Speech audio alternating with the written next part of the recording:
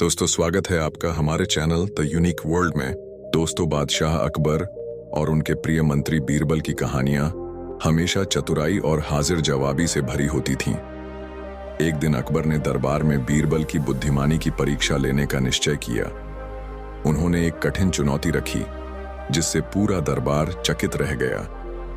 अकबर की अनोखी चुनौती। और अकबर अपने सिंहासन पर बैठे थे। उनके चेहरे पर एक रहस्यमयी मुस्कान थी। उन्होंने सभी दरबारियों की ओर देखा और बोले, आज मैं बीरबल के लिए एक खास चुनौती लेकर आया हूं। अगर वह इसे हल कर लेते हैं तो उन्हें हम विशेष इनाम देंगे। सभी दरबारी उत्सुकता से सुनने लगे। बीरबल ने भी हाथ जोड़कर कहा, जहां अपना आपकी चुनौती स्वीकार है, बताइए मुझे क्या करना होगा।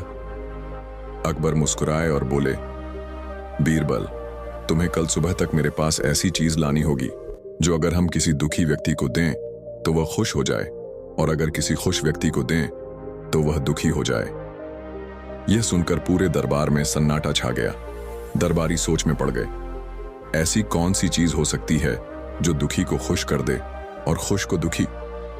बीरबल ने अकबर की चुनौती स्वीकार कर ली और दरबार से विदा लेकर इस पहेली का हल ढूंढने निकल पड़े। बीरबल की चतुराई। बीरबल पूरे राज्य में घूमे। उन्होंने विद्वानों, व्यापारियों, किसानों और साधुओं से बात की, लेकिन किसी के पास ऐसा कोई उत्तर नहीं था जो दोनों स्थितियों में सही बैठता। एक सुनार ने कहा, महाराज, एक कीमती हीरा लीजिए। अगर गरीब को देंगे तो वह खुश हो जाएगा, लेकिन राजा को देंगे तो उसे खास फर्क नहीं पड़ेगा। बीरबल ने सिर हिलाया, नहीं, यह उत्तर सही नहीं है। हमें कुछ ऐसा चाहिए जो हर स्थिति में काम करे। फिर उन्होंने एक साधु से पूछा। साधु ने ध्यान लगाकर कहा, समय सबसे बड़ा गुरु है, लेकिन इसका उत्तर तुम्हारी समस्या का समाधान नहीं देगा। बीरबल को अभी भी सही उत्तर नहीं मिला था। वे सोचते सोचते रात के समय अपने घर पहुंचे। तभी उनकी पत्नी ने मुस्कुराते हुए पूछा, आज आप इतने चिंतित क्यों लग रहे हैं। बीरबल ने पूरी बात बताई। उनकी पत्नी ने मुस्कुराकर एक छोटी सी अंगूठी दी और कहा, इस पर एक वाक्य लिखवा दो जो अकबर की शर्त को पूरा कर सके। बीरबल के चेहरे पर चमक आ गई। उन्होंने सोने की उस अंगूठी को लिया और सुनार के पास जाकर उस पर कुछ खुदवाया। बीरबल का उत्तर।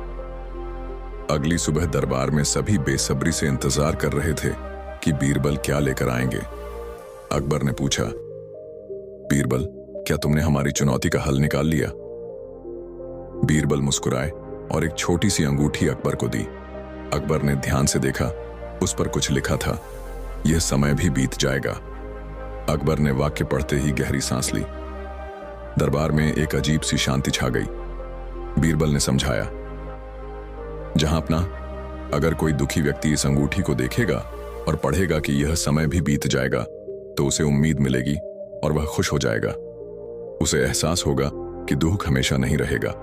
और अगर कोई बहुत खुश व्यक्ति इसे पढ़ेगा तो उसे यह एहसास होगा कि खुशी भी स्थायी नहीं होती, जिससे वह थोड़ा गंभीर और सावधान हो जाएगा। अकबर ने तालियां बजाईं और बोले, बीरबल, तुमने फिर से साबित कर दिया कि तुम सबसे चतुर हो। सच में समय ही वह चीज है जो सबको प्रभावित करती है। यह उत्तर मेरी कल्पना से भी बढ़कर था। अकबर ने बीरबल को बहुमूल्य इनाम दिया और कहा, आज तुमने न केवल मेरी चुनौती पूरी की, बल्कि हमें जीवन का एक महत्वपूर्ण पाठ भी सिखाया। शिक्षा। इस कहानी से हमें यह सीख मिलती है कि दुख हमेशा नहीं रहता और खुशी भी स्थायी नहीं होती। जीवन में हर परिस्थिति बदलती रहती है, इसीलिए हमें धैर्य और संतुलन बनाए रखना चाहिए। यह समय भी बीत जाएगा। प्लांट। अकबर का सबसे कठिन सवाल और बीरबल की अनोखी चतुराई। बादशाह अकबर और बीरबल के बीच हमेशा दिलचस्प और मजेदार संवाद होते रहते थे।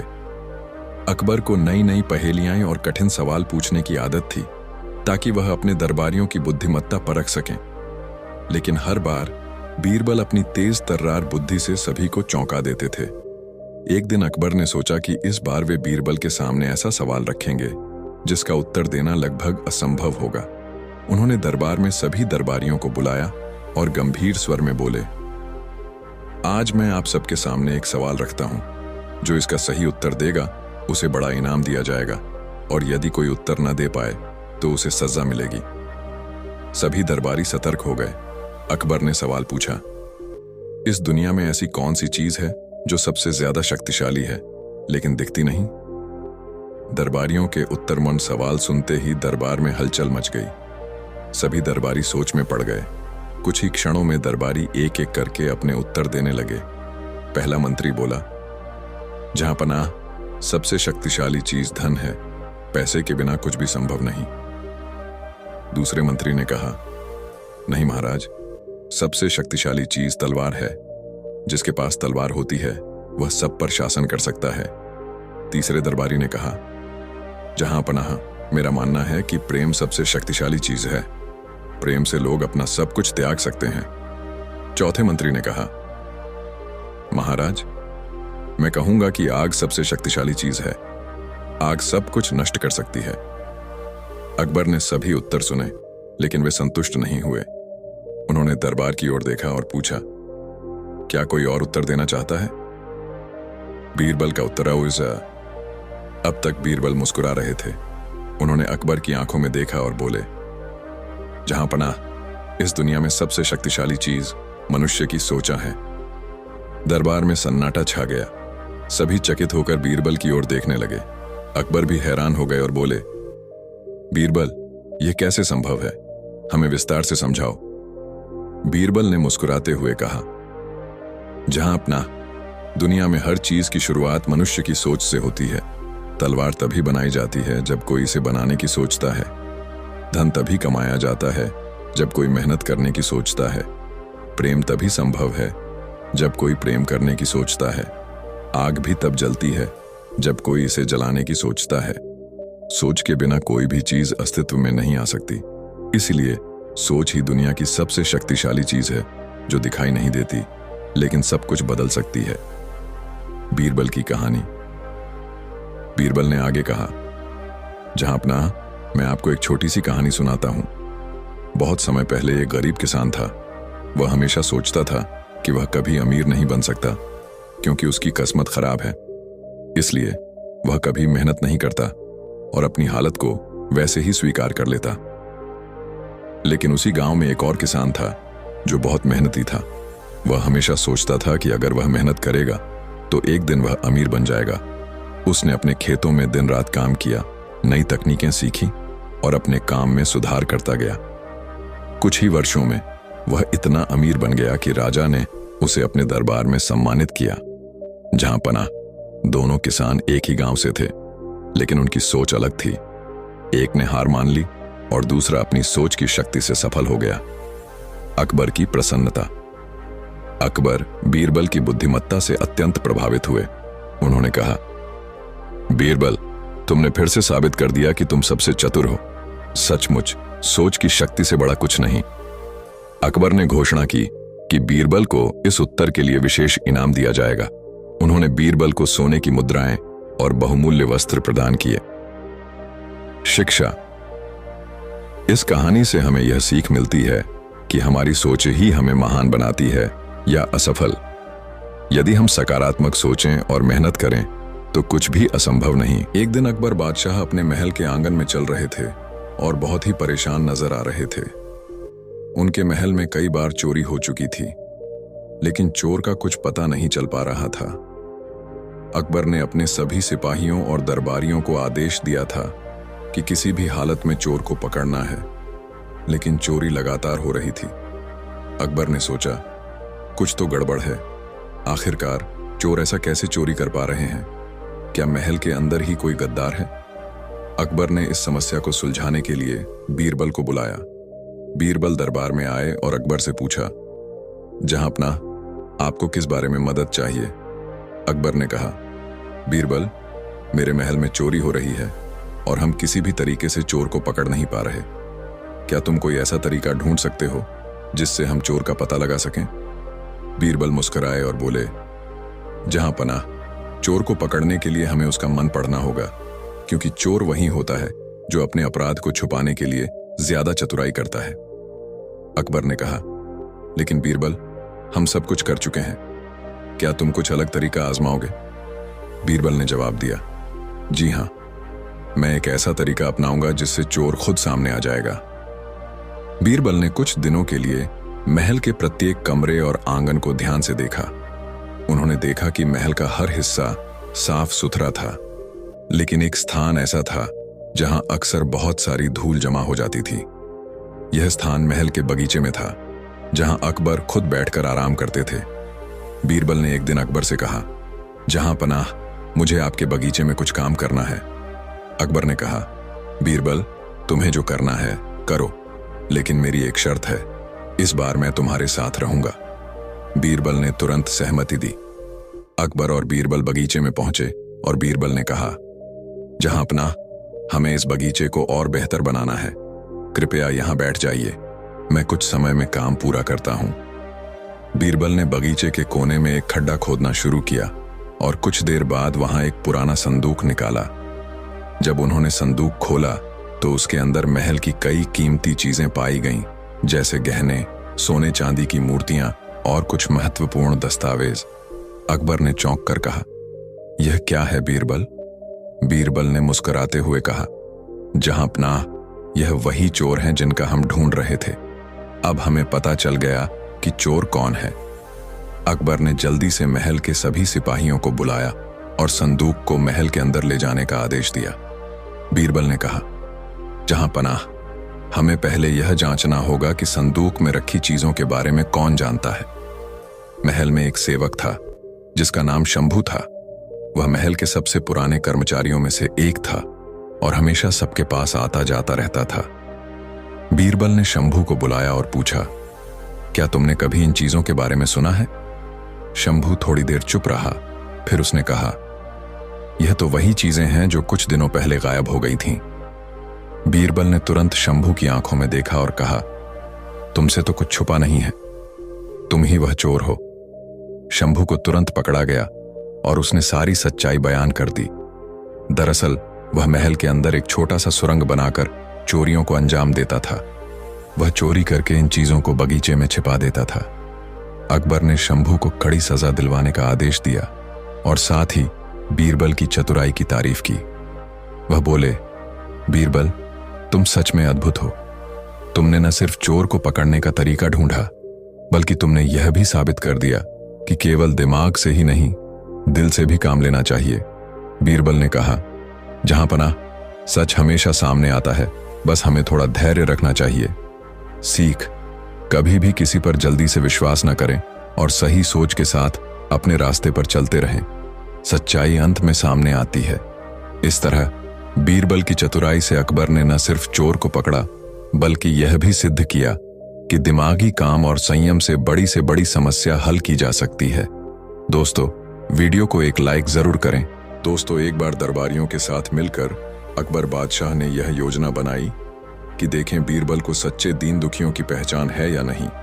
अतः बादशाह अकबर ने एक सैनिक को दीनहीन की वेशभूषा में बीरबल के पास यह कहकर भेजा कि यदि वह बीरबल से कुछ धन लेकर आएगा तो इसके बदले में हम स्वयं उसको इनाम देंगे। बीरबल मंदिर से पूजा अर्चना कर वापस आ रहे थे। तभी दीनहीन के वेश में वह सैनिक आकर बीरबल के सामने खड़ा हो गया और कहने लगा, हुजूर, मेरा पूरा परिवार एक हफ्ते से भूखा है। मैं स्वयं कई दिनों का भूखा हूं। ईश्वर का कहना है कि भूखों को खाना खिलाना पुण्य का काम है। हुजूर, आप मुझे दान करके अवश्य ही पुण्य कमाएंगे। आप तो महादानी हैं। बीरबल ने उस दीनहीन को ऊपर से नीचे तक देखा और अगले पल ही समझ गए कि यह ऊपर से जैसा है, अंदर से वैसा नहीं है। बीरबल ने उस पर कोई ध्यान नहीं दिया और आगे बढ़ गए। वह दीनहीन भी उनके साथ चल पड़ा। बीरबल नदी के तट पर आकर खड़े हो गए, क्योंकि उनको नदी के उस पार जाना था। उन्होंने नदी पार करने के लिए जूती उतारकर हाथ में ली, तो उस दीनहीन ने भी अपनी फटी पुरानी जूती उतारकर हाथ में ले ली। बीरबल ने जब नदी पार कर ली, तब वह कंकरीले रास्ते से नंगे पांव ही आगे बढ़ गए। लेकिन वह दीनहीन कंकरीला रास्ता देखते ही खड़ा हो गया और झुककर अपनी जूती पहन ली। फिर वह चलने लगा। कुछ दूर तक वह बीरबल के साथ चला। फिर याचना भरी आवाज में वह बोला, हुजूर, आप तो बादशाह अकबर के दीवान हैं। सुना है बड़े दानी हैं। मुझ दीनहीन की पुकार लगता है आपने सुनी नहीं। बीरबल बोले, जो मुझे पापी बनाए, भला मैं उसको दान कैसे दे सकता हूं? वह सैनिक चौंक कर बोला, कैसी बात कर रहे हैं हुजूर? क्या मुझे दान देने से आप पापी हो जाएंगे? हाँ, मैं पापी हो जाऊंगा। शास्त्र कहते हैं कि शिशु का जन्म होने से पहले ही ईश्वर उसके भोजन की व्यवस्था मां के स्तनों में दूध देकर कर देता है। ईश्वर व्यक्ति को भूखा उठाता है पर भूखा सुलाता नहीं है, और तुम अपने आप को कई दिनों का भूखा बता रहे हो। इन सब बातों को देखने से तो यह लगता है कि ईश्वर तुमसे नाराज है। वह तुम्हें और तुम्हारे परिवार को भूखा ही रखना चाहता है। मैं तो ईश्वर का सेवक हूं। उसकी मर्जी के खिलाफ मैं तुम्हें धन दे दूं तो वह मुझसे भी नाराज हो जाएगा। मैं ईश्वर के कार्यों में दखल नहीं दे सकता। माफ करना, मैं तुम्हारी कोई सहायता नहीं कर सकता। ऐसा तो कोई पापी ही कर सकेगा। बीरबल के इतना कहने पर वह दीनहीन अवाक रह गया और चुपचाप वहां से चला गया। दरबार में आकर उसने सारी बातें बता दी। दूसरे दिन शहंशाह दरबार में आए तो बीरबल से कहा, बीरबल, तुम तो अपने आप को बहुत बड़ा दानी कहते हो। लोग भी तुम्हें धर्म कर्म वाला मानते हैं। हम भी तुम्हें एक रहमदिल और दयालु प्रवृत्ति का इंसान मानते हैं। हमें अफसोस है कि तुमने कल एक भूखे गरीब को खाली हाथ लौटा दिया। बीरबल, तुमने ऐसा क्यों किया? जहां पनाह, बीरबल मुस्कुराते हुए बोले, मैंने किसी गरीब को खाली हाथ नहीं लौटाया, बल्कि एक छद्म वेशधारी को वापस लौटा दिया। और मुझे इस बात की भी जानकारी है कि वह ढोंगी दीनहीन कोई और नहीं, आपका ही सैनिक था, और मेरी परीक्षा लेने के लिए आपने ही उसे भेजा था। बीरबल के इतना कहते ही दरबारियों के आश्चर्य का ठिकाना न रहा। अकबर बादशाह चौंकते हुए बोले, बीरबल, तुम्हें यह सब कैसे मालूम हुआ? हुजूर, उसके पांवों को देखकर, उसके पांव चिकने और कोमल थे। जब उसने कंकरीले रास्ते पर चलने के लिए जूती पहन ली तो मैं फौरन ही समझ गया कि यह कोई भूखा गरीब नहीं है। इसको तो नंगे पांव जमीन पर चलने की आदत ही नहीं है। जरूर बादशाह सलामत ने इसे यह देखने के लिए भेजा है कि बीरबल को सच्चे दीनहीन की पहचान है या नहीं। बीरबल यह कहकर चुप हो गए। शहंशाह अकबर बीरबल को गर्व से देखते हुए बोले, मुझे तुम पर और तुम्हारी अक्लमंदी पर गर्व है बीरबल। तुमको धोखा देना इतना सरल नहीं है। सच और झूठ की पहचान करने के लिए बीरबल की तरह देखने और समझने की जरूरत है। दोस्तों, वीडियो को एक लाइक जरूर करें। दोस्तों, बादशाह अकबर और बीरबल महल के बाग में टहल रहे थे। शहंशाह मूड में थे। उन्होंने बीरबल से सवाल कर दिया, बीरबल, क्या तुम्हें मालूम है कि तुम्हारी पत्नी की कलाइयों में कितनी चूड़ियां हैं? तुम तो दिन में कई बार पत्नी का हाथ पकड़ते होंगे। बीरबल दुविधा में पड़ गए। उन्होंने तो कभी इस तरफ ध्यान ही नहीं दिया था। बीरबल कुछ देर तक चुप रहे, फिर बोले, हुजूर, मेरा हाथ तो पत्नी के हाथ को कभी कभार ही पकड़ता है। लेकिन हुजूर, क्या आप बता सकते हैं कि आपकी दाढ़ी में कितने बाल हैं? बादशाह बीरबल की बात को नजरअंदाज कर गए और बोले, बीरबल, दाढ़ी के बाल की गिनती कर पाना नामुमकिन है, किंतु हाथ की चूड़ियों को तो सरलता से गिना जा सकता है। बीरबल बोले, हुजूर, औरतों का क्या? वे तो अपनी कलाइयों में कम ज्यादा चूड़ियां पहनती रहती हैं। औरत के हाथों में कितनी चूड़ियां हैं, बिना गिने बता पाना मुश्किल है। आप तो महल में प्रतिदिन ही जाते हैं। ऊपरी मंजिल पर जाने के लिए आप सीढ़ियां तो चढ़ते ही होंगे। हुजूर, आप बता सकते हैं कि कितनी सीढ़ियां हैं? शहंशाह बोले, मैंने कभी सीढ़ियों की संख्या की तरफ ध्यान ही नहीं दिया। बीरबल हंसते हुए बोले, जहां पनाह, सीढ़ियों को तो घटाया बढ़ाया भी नहीं जा सकता। वे वर्षों से एक ही संख्या में हैं। फिर भी वे कितनी हैं आपको मालूम नहीं तो भला मैं हर माह घटने बढ़ने वाली चूड़ियों की संख्या कैसे बता सकता हूं? फिर भी मैं दोषी हूं तो बंदे की गर्दन हाजिर है हुजूर। बीरबल की इस बुद्धिमत्ता के आगे बादशाह अकबर निरुत्तर रह गए। दोस्तों, कहानी कैसी लगी कमेंट में जरूर बताएं। दोस्तों, एक धनवान कंजूस व्यक्ति की तारीफ में एक कवि कविता लिखकर उससे मिला और कवि ने अपनी कविता बड़ी शान से पढ़कर उसे सुनाई। वह कंजूस समझ गया कि यह कवि उससे कुछ लेने के लिए ही यहां आया है। प्रशंसा में कविता पढ़ना तो एक बहाना है। कंजूस ने सोचा कि क्यों ना मैं भी इसे अपनी बातों से खुश करके यहां से जाने पर मजबूर कर दूं। यह सोचते हुए वह कंजूस बोला, बहुत खूब कवि महोदय, आपने मेरी तारीफ में बहुत अच्छी कविता लिखी है। कल आप आइए, मैं आपकी मुराद अवश्य पूरी करूंगा। कवि वापस चला गया। कंजूस बहुत ही खुश हुआ कि चलो बला टली, कुछ देना ना पड़ा और बात भी बन गई। दूसरे दिन कवि कुछ धन पाने के लालच में कंजूस से मिलने आया। कवि पर नजर पड़ते ही कंजूस बोला, तुम कौन हो भाई, किससे मिलना है? यह कहकर कंजूस ने ऐसा नाटक किया जैसे उसने कवि को कभी देखा ही ना हो। कवि आश्चर्य से चौंकते हुए बोला, महोदय, आप ये क्या कह रहे हैं? कल ही तो मैं आपसे मिला था और आपकी तारीफ में खूबसूरत सी कविता भी लिखकर सुनाई थी। आप इतने कम समय में ही मुझे भूल गए। कंजूस बोला, कल की बात आज करने से कोई लाभ नहीं। जैसे कल तुमने मुझे कविता सुनाई वैसे ही मैंने भी अपनी मीठी मीठी बातें तुम्हें सुना दी थी। न तो तुमने मुझे कुछ दिया और न मैंने तुम्हें कुछ दिया। हिसाब बराबर हो गया, अब तुम मेरा पीछा छोड़ो। कंजूस के इतना कहने पर वह कवि वहां से सीधे घर आया और अपने एक दोस्त के साथ बीरबल से मिला और अब तक जो हुआ था वह सब बीरबल को बता दिया। बीरबल बोले, कवि महोदय, आप एक हफ्ते के बाद अपने इस दोस्त को उस कंजूस के यहां भेजना। जब आपका दोस्त कामकाज के बहाने उससे मित्रता कर ले तब किसी दिन उसे घर पर आने का निमंत्रण देना। उस दिन मुझे भी बुला लेना, लेकिन इतना अवश्य ध्यान रहे कि उसे केवल न्योता देना है, खाना नहीं खिलाना है। बीरबल यह कहकर दरबार के कामकाज में तल्लीन हो गए। कवि का मित्र कुछ ही रोज में कंजूस से काफी घुल मिल गया। जब मित्रता गाढ़ी हो गई तब एक दिन कंजूस को उस व्यक्ति ने खाने का निमंत्रण दिया। कंजूस ने निमंत्रण स्वीकार कर लिया। बीरबल और कवि को भी इसकी खबर कर दी। कवि वेश बदलकर दोस्त के घर आ पहुंचे। बीरबल भी वेश बदलकर आ गए। थोड़ी देर बाद कंजूस भी आ गया। उन तीनों ने ही कंजूस की बड़ी आवभगत की और कंजूस से तरह तरह की मीठी बातें करने लगे। कंजूस भूखा था क्योंकि वह घर से खाकर नहीं चला था और दावत के नाम पर सुबह से ही कुछ खाया नहीं था। जब उसे भूख कुछ अधिक ही सताने लगी तो परेशान होकर कंजूस बोला, अरे भाई, खाने पीने का भी इंतजाम है या ऐसे ही बैठे रहना है?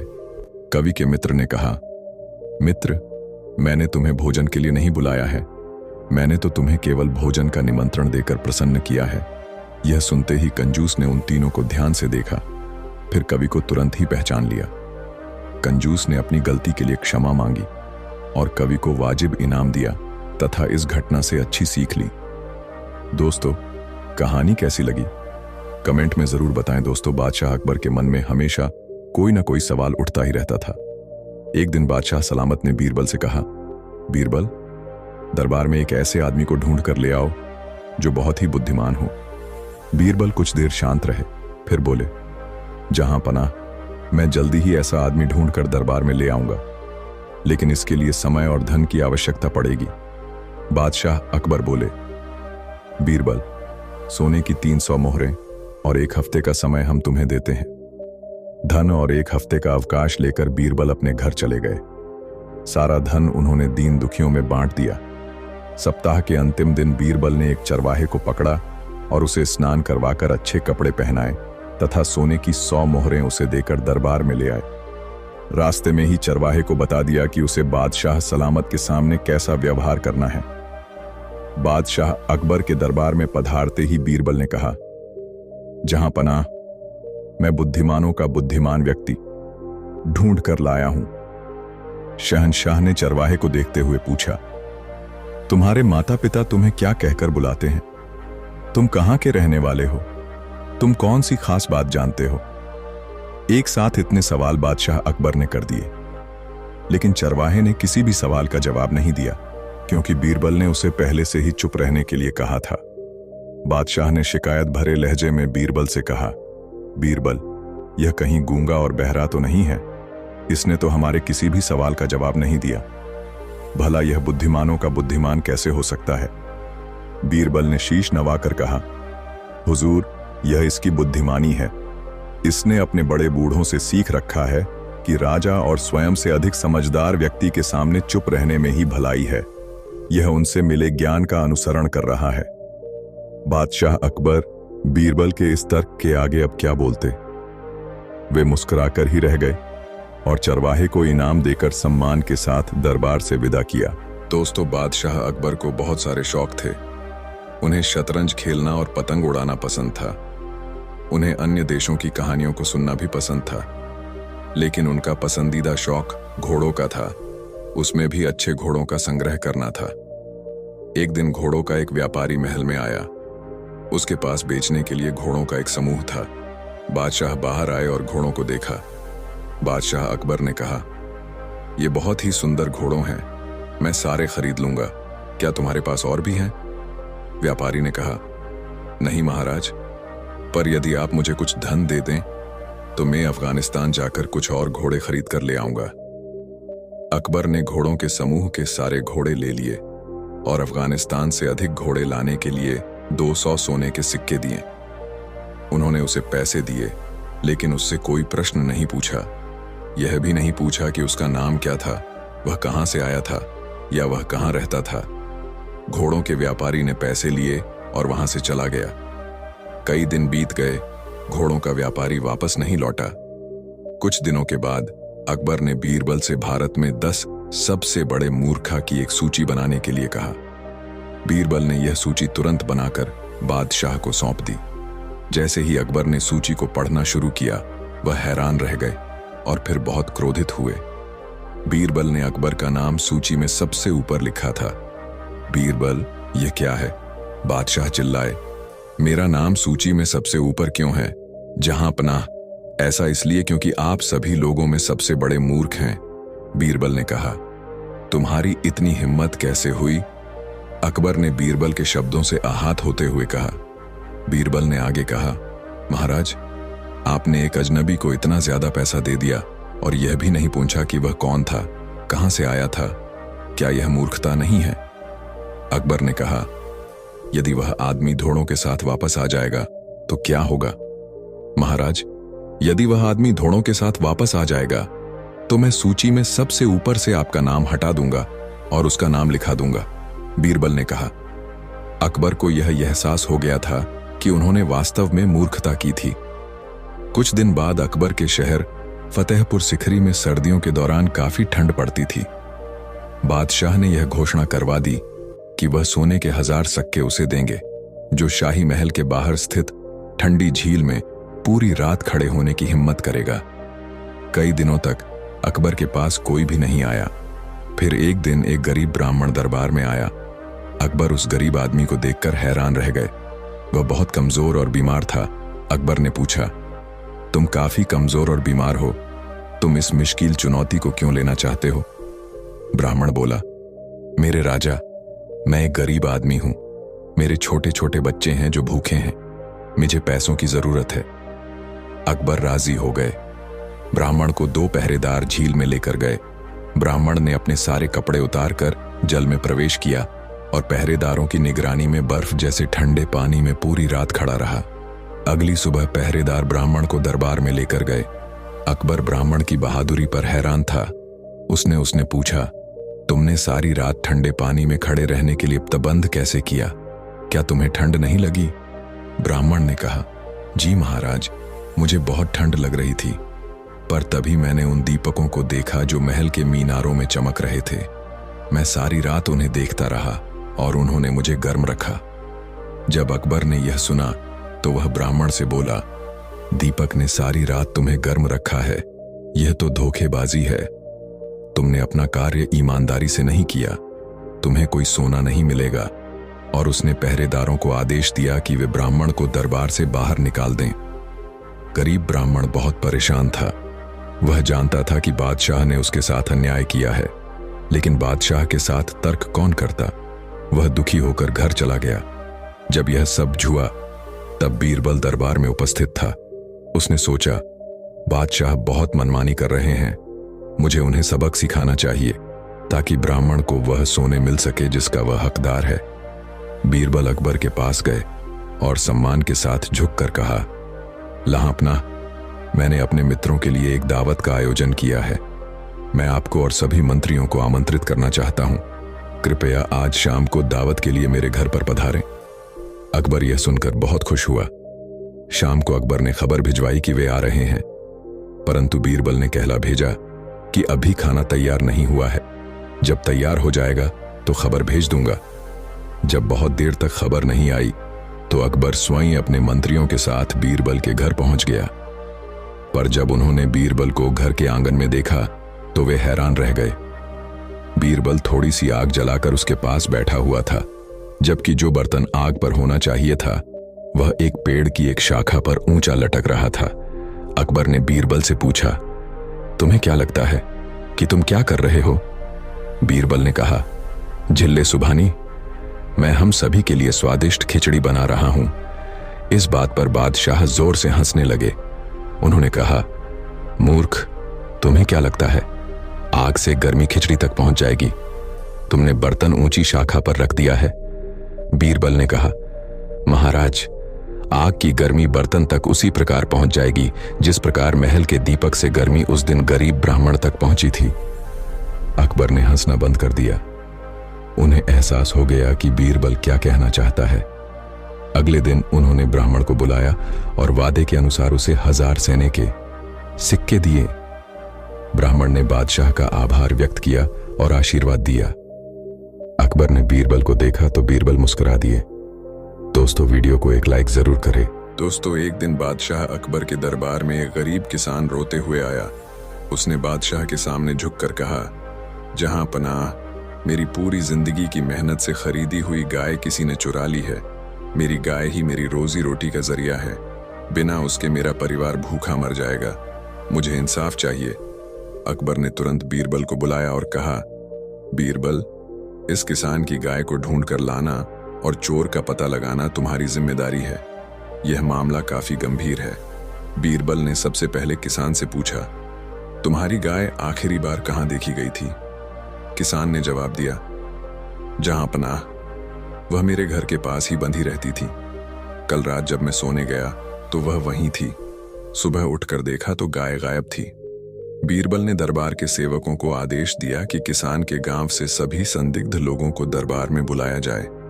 कुछ ही समय में करीब 10 लोग दरबार में पेश किए गए, जिनमें किसान के पड़ोसी और गांव के अन्य लोग शामिल थे।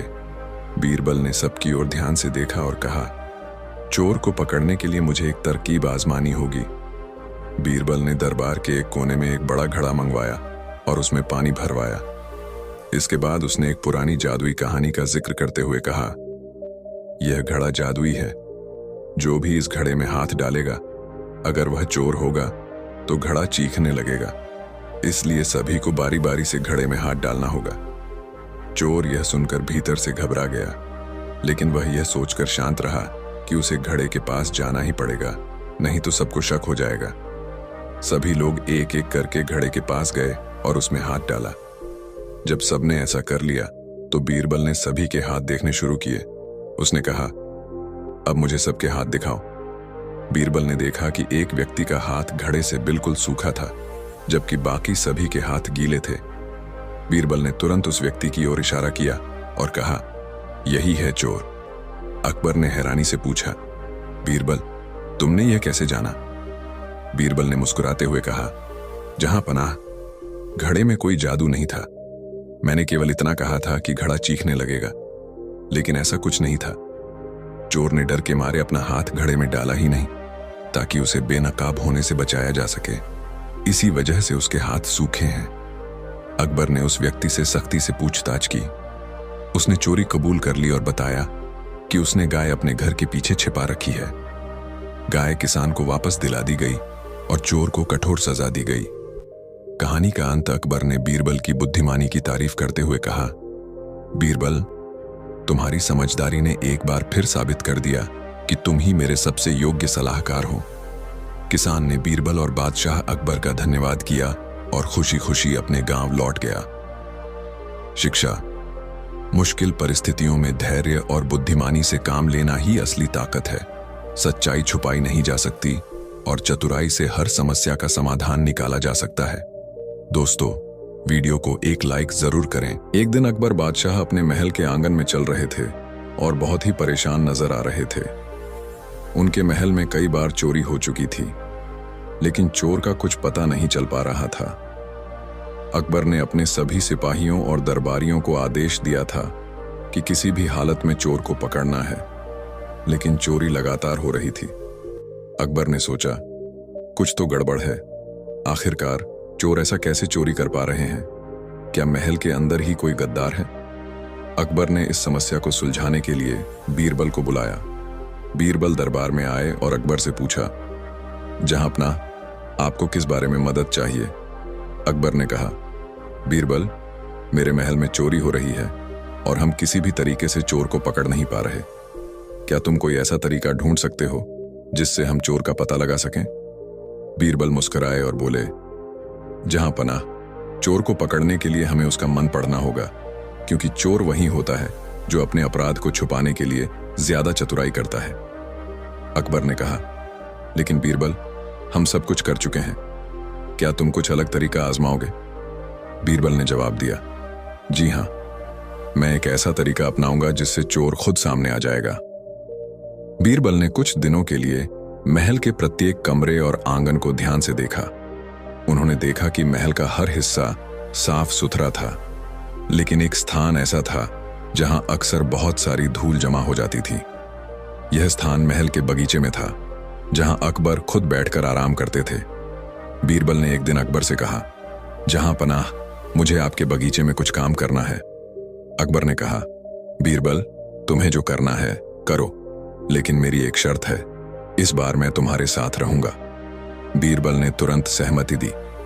अकबर और बीरबल बगीचे में पहुंचे और बीरबल ने कहा, जहांपनाह, हमें इस बगीचे को और बेहतर बनाना है, कृपया यहां बैठ जाइए, मैं कुछ समय में काम पूरा करता हूं। बीरबल ने बगीचे के कोने में एक खड्डा खोदना शुरू किया और कुछ देर बाद वहां एक पुराना संदूक निकाला। जब उन्होंने संदूक खोला तो उसके अंदर महल की कई कीमती चीजें पाई गईं, जैसे गहने, सोने चांदी की मूर्तियां और कुछ महत्वपूर्ण दस्तावेज। अकबर ने चौंक कर कहा, यह क्या है बीरबल? बीरबल ने मुस्कुराते हुए कहा, जहांपनाह, यह वही चोर हैं जिनका हम ढूंढ रहे थे। अब हमें पता चल गया कि चोर कौन है। अकबर ने जल्दी से महल के सभी सिपाहियों को बुलाया और संदूक को महल के अंदर ले जाने का आदेश दिया। बीरबल ने कहा, जहांपनाह, हमें पहले यह जांचना होगा कि संदूक में रखी चीजों के बारे में कौन जानता है। महल में एक सेवक था जिसका नाम शंभू था। वह महल के सबसे पुराने कर्मचारियों में से एक था और हमेशा सबके पास आता जाता रहता था। बीरबल ने शंभू को बुलाया और पूछा, क्या तुमने कभी इन चीजों के बारे में सुना है? शंभू थोड़ी देर चुप रहा, फिर उसने कहा, यह तो वही चीजें हैं जो कुछ दिनों पहले गायब हो गई थीं। बीरबल ने तुरंत शंभू की आंखों में देखा और कहा, तुमसे तो कुछ छुपा नहीं है, तुम ही वह चोर हो। शंभू को तुरंत पकड़ा गया और उसने सारी सच्चाई बयान कर दी। दरअसल वह महल के अंदर एक छोटा सा सुरंग बनाकर चोरियों को अंजाम देता था। वह चोरी करके इन चीजों को बगीचे में छिपा देता था। अकबर ने शंभू को कड़ी सजा दिलवाने का आदेश दिया और साथ ही बीरबल की चतुराई की तारीफ की। वह बोले, बीरबल, तुम सच में अद्भुत हो। तुमने न सिर्फ चोर को पकड़ने का तरीका ढूंढा, बल्कि तुमने यह भी साबित कर दिया कि केवल दिमाग से ही नहीं, दिल से भी काम लेना चाहिए।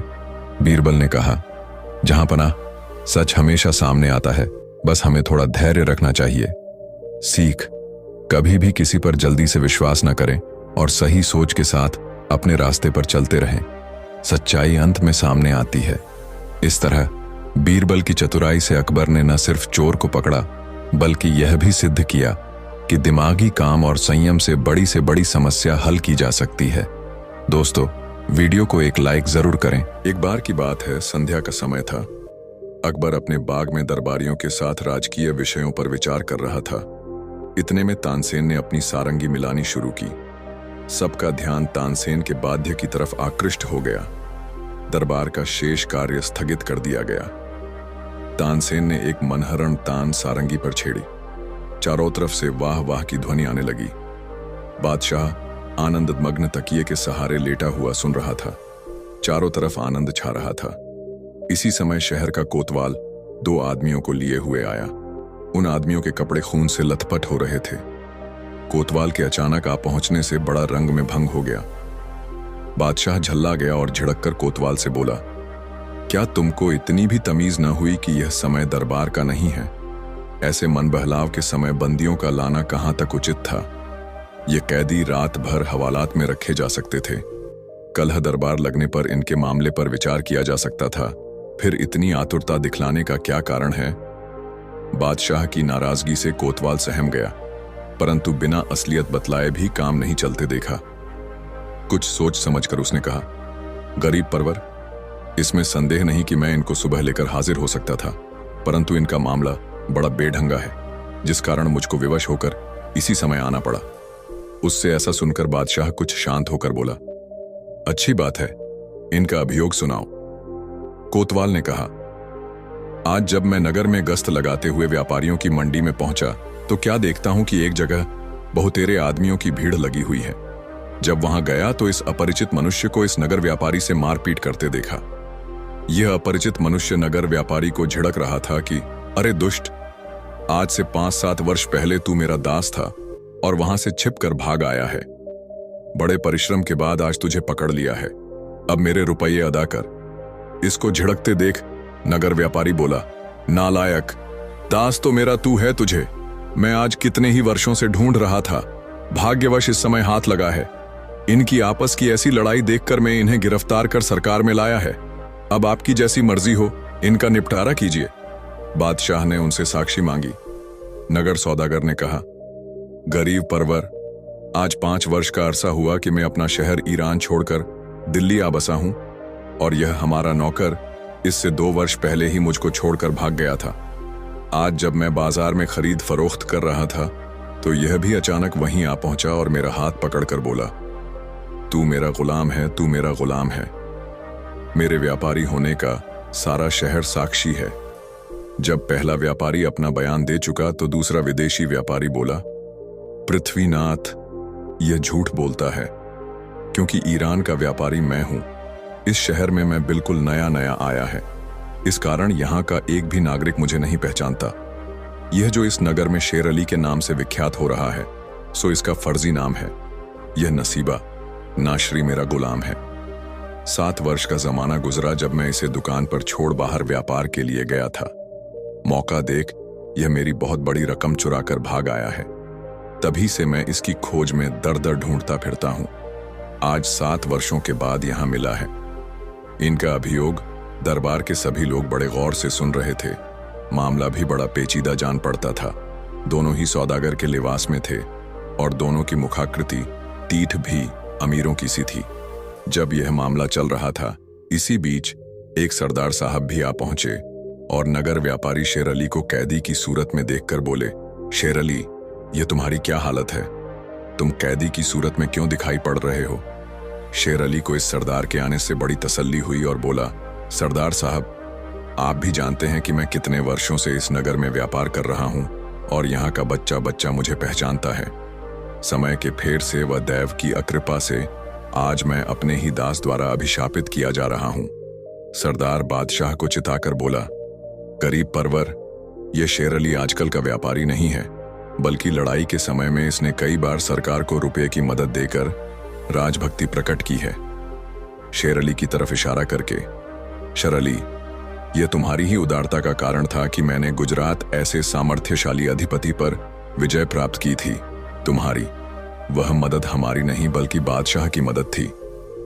सरकार की तरफ से तुमको अभी तक उसका कोई पुरस्कार नहीं मिला है। सरदार की इस सारगर्भित साक्षी से बादशाह खुश हो गया और बोला, शेर अली को उस उपकार का बदला चुकाया जाएगा। बादशाह ने ईरान के सौदागर की तरफ इशारा करके कहा, क्यों भाई, तुमको भी किसी की साक्षी दिलानी है? यदि है तो उसे सामने लाओ। सरदार की साक्षी से तो नगर व्यापारी का शेर अली होना साबित होता है। ईरान का व्यापारी बोला, गरीब परवर, मैं इस स्थान में पहले पहल आया हूं। यहाँ की भाषा तक नहीं समझता और न यहाँ पर मेरा कोई परिचित ही है। अभी मेरा सामान भी बाहर ही पड़ा हुआ है। उसको यहाँ लाने में अभी कई दिन व्यतीत हो जाएंगे। फिर मैं किसकी साक्षी हूँ? हाँ, इतना जरूर है कि मैं दूर देशों से सुनता आ रहा हूँ कि आपके दरबार में बड़ा सच्चा न्याय होता है, इसलिए कृपया हमारा उचित न्याय करा दीजिए। दोनों फरीकैनों की बातें सुनकर एक सभासद ने बादशाह से अर्ज किया, पृथ्वीनाथ, यह मामला बड़ा ही बेढंगा दीख पड़ता है। इसका फैसला कवि गंग से कराया जाए। वे ऐसे मामलातों को महज खिलवाड़ मात्र समझा करते हैं। बेचारा कविगंग बड़ा घबराया और झट बोल उठा, हुजूर, बीरबल के रहते इसका न्याय करने की दूसरे की आवश्यकता नहीं है, अतएव इसका न्याय बीरबल से ही कराया जाए। वे इससे कभी इनकार नहीं कर सकते। बादशाह तो पहले ही से समझ रहा था। उसने बीरबल को आज्ञा दी, इस मामले को अच्छी तरह जांच कर न्याय करो। बीरबल ने भी सहर्ष स्वीकार किया। बीरबल की कार्रवाई शुरू हुई। वह दोनों व्यापारियों को पास बुलाकर उनसे बहुत प्रकार की पूछताछ की, परंतु फिर भी कुछ मतलब की बात हासिल न हुई। तब उसने एक नई सूझ निकाली। बीरबल उन दोनों सौदागरों को एक जगह खड़ा कराकर एक झल्लाद को नंगी तलवार लिए हुए बुलवाया। जब वह आकर हाजिर हुआ तो बीरबल उससे बोला, क्या देखता है, गुलाम को अभी मार डाल। बीरबल के मुख से इतना शब्द निकलते ही झल्लाद तलवार लेकर झपटा। उसका झपटना था कि नगर व्यापारी यानी नकली शेर अली अलग हट गया।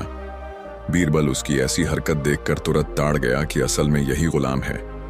उसने उसकी कलाई पकड़ ली। नकली शेर अली ने भी अपना गुलाम होना स्वीकार कर लिया और वह तुरंत कैद कर लिया गया। अनंतर दरबारियों के पूछने पर उसने कहा, असल में मैं ही अपने इस ईरानी मालिक असली शेर अली का गुलाम था। मेरी आदत धीरे धीरे बिगड़ने लगी। मैं हमेशा इसे हटाने को ताक में था। जब मेरा मालिक मुझे दुकान पर अकेला छोड़कर बाहर चला गया तो मेरी नीयत बिगड़ी और उसका बहुत सा माल लेकर वहां से भाग निकला। घूमते फिरते यहां पहुंचा और उस चोरी के रुपयों से व्यापार करने लगा। चूंकि इस काम को मैंने अपने मालिक के यहां ही सीख लिया था, इस कारण व्यापार चलाने में मुझे कोई दिक्कत न पड़ी और मेरा काम धड़ल्ले से चलने लगा। अब मैं असली शेर अली के नाम से विख्यात हो गया हूं। इतने दिनों के परिश्रम से जो मैंने भारतवर्ष में अपना नाम प्रख्यात किया था, सो आज देव के प्रकोप से मिट्टी में मिल गया।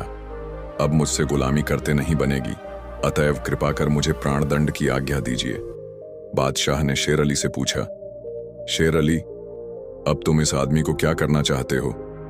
शेर अली बोला, करीब परवर, अब मुझे इसकी कोई जरूरत नहीं है, मेरी बात रह गई। अब आपके जी में जो आवे सो कीजिए। शेर अली के ऐसे संतोषप्रद वाक्यों से बादशाह को बड़ी प्रसन्नता हुई, परंतु उसने अपना राज्य किसी पर जाहिर न किया। बेचारा अपराधी नसीबा जीवन की आशा त्याग कर एक तरफ खड़ा था। बादशाह उसकी तरफ लक्ष्य कर बोला, नसोबा, तुम्हारा अपराध प्राणदंड पाने के योग्य है, परंतु तूने मेरे साथ उपकार किया है और मैंने अभी तक तुझे उसका कुछ बदला नहीं चुकाया है। अतएव तुझे जीवन दान देता हूं और पुरस्कार में तुझे दरबार का एक काम सौंपता हूं। अब तुम उसी काम के सहारे से अपना जीवन निर्वाह करो। नसीबा खुशी के मारे फूला न समाया और बड़ी प्रसन्नता से उस पद को स्वीकार किया। बादशाह ने मन में विचार किया कि इस न्याय में बीरबल ने कमाल किया है, इस कारण उसको भी उचित पुरस्कार देना परमोचित है। बादशाह ने 3 पोशाक मंगवाई। उसमें पहली कुछ आभूषणों के साथ असली शेर अली को और दूसरी बीरबल को तथा तीसरी नसीबा नामी गुलाम को देकर विदा किया। नसीबा शेर अली के चरणों पर गिरकर अपने अपराध की माफी मांगी और उसको आदरपूर्वक अपने मकान पर ले गया। उसने अपना सारा धन शेर अली के हवाले कर दिया। शेर अली बहुत बड़ा व्यापारी था। उसका सारा कारोबार ईमान पर चलता था। उसने विचार किया, व्यापार से मेरे धन के अतिरिक्त जो कुछ नसीबा ने अधिक उपार्जन किया है वह उसके परिश्रम का है। उसने अपना असली धन लेकर शेष बचा धन नसीबा के हवाले किया और खुशी खुशी अपने ईरान शहर को लौट गया। दोस्तों, वीडियो को एक लाइक जरूर करें। दोस्तों, एक दिन बादशाह अकबर अपने महल के बगीचे में टहलते हुए सोच रहे थे कि उनकी बुद्धिमानी की कोई परख कैसे हो। वह हमेशा बीरबल की सलाह लेते थे, लेकिन आज उन्हें लगा कि वह बीरबल को एक चुनौती देंगे। उन्होंने सोचा कि बीरबल को 3 ऐसे सवाल पूछे जाएं जिनका जवाब किसी को भी देना मुश्किल हो। अकबर ने अपनी योजना को अमल में लाने के लिए दरबार में घोषणा की, आज मैं बीरबल से 3 सवाल पूछूंगा। अगर वह इन सवालों का सही जवाब दे देते हैं तो उन्हें शानदार इनाम मिलेगा, लेकिन अगर वह इन सवालों का सही जवाब नहीं दे पाए तो उन्हें सजा मिलेगी। बीरबल को दरबार में बुलाया गया। बीरबल हमेशा की तरह शांति से दरबार में पहुंचे और बादशाह से मिलने के लिए खड़े हो गए। अकबर ने गंभीरता से कहा, बीरबल, मैं तुमसे 3 सवाल पूछने जा रहा हूं। जवाब तुम्हें देना होगा और ये जवाब आसान नहीं होंगे। बीरबल मुस्कुराए और बोले, जहां अपना मैं हर सवाल का उत्तर देने के लिए तैयार हूं। अकबर ने पहला सवाल पूछा, बीरबल बताओ, दुनिया में सबसे ताकतवर चीज क्या है? बीरबल एक पल के लिए सोचे, फिर धीरे से बोले, जहां पना, दुनिया में सबसे ताकतवर चीज समय आनंद है। समय? अकबर ने हैरान होकर पूछा, वो कैसे? बीरबल ने समझाया, समय कभी भी रुकता नहीं है। चाहे दुनिया की कोई भी ताकत हो, समय के सामने वह सब कमजोर हो जाती है। एक पल की देर या जल्दी किसी भी आदमी का जीवन बदल सकती है। समय की कोई पकड़ नहीं है, वह हमेशा चलता रहता है और किसी भी ताकतवर से ताकतवर को भी मात दे सकता है। अकबर ने सोचा, यह जवाब तो सही है, लेकिन दूसरा सवाल पूछता हूं। अकबर ने दूसरा सवाल पूछा, ठीक है बीरबल, अब बताओ, दुनिया में सबसे कीमती चीज क्या है? बीरबल बिना सोचे बोले, जहां पना, सबसे कीमती चीज मलनू सच्चाई वरेन है। सच्चाई? अकबर ने सवाल किया, वो कैसे? बीरबल ने कहा, सच्चाई एक ऐसी चीज है जो कभी भी छिप नहीं सकती। चाहे कितने भी झूठ बोले जाएं, सच्चाई एक दिन सामने आ ही जाती है। जब तक किसी ने सच्चाई नहीं पाई, तब तक वह दुखों में डूबा रहता है। सच्चाई के सामने हर किसी का दिल शुद्ध होता है और यही सबसे कीमती है। अकबर ने फिर से बीरबल की बातों को सही माना, लेकिन अब उन्होंने सोचा कि तीसरा सवाल बहुत कठिन पूछना चाहिए। अकबर ने गहरी सांस ली और तीसरा सवाल पूछा, बीरबल अब बताओ, दुनिया में सबसे अच्छा इंसान कौन है? यह सवाल सुनकर दरबार में हलचल मच गई। सभी को लगने लगा कि यह सवाल किसी के लिए भी मुश्किल होगा। बीरबल ने एक पल सोचा और फिर मुस्कुराते हुए कहा, जहां पनाह, सबसे अच्छा इंसान वह है जो दूसरों के दुख में शामिल हो और हमेशा मदद के लिए तैयार रहे। अकबर चौंके, यह क्या है बीरबल, इसका क्या मतलब है? बीरबल ने उत्तर दिया, जो इंसान अपने सुख के लिए नहीं बल्कि दूसरों के दुख को समझने और उनकी मदद करने के लिए अपनी ताकत का इस्तेमाल करता है, वही सबसे अच्छा इंसान होता है। जो किसी की मदद करता है, किसी के दिल में खुशी लाता है और नफरत ईर्ष्या से दूर रहता है, वह हमेशा समाज में सबसे बड़ा इंसान होता है। अकबर की आंखों में चमक आ गई। उन्होंने सोचा, बीरबल ने एक अद्भुत जवाब दिया। इसका मतलब है कि सबसे अच्छा इंसान वही है जो न केवल अपनी भलाई के बारे में सोचता है, बल्कि दूसरों की भलाई के लिए काम करता है।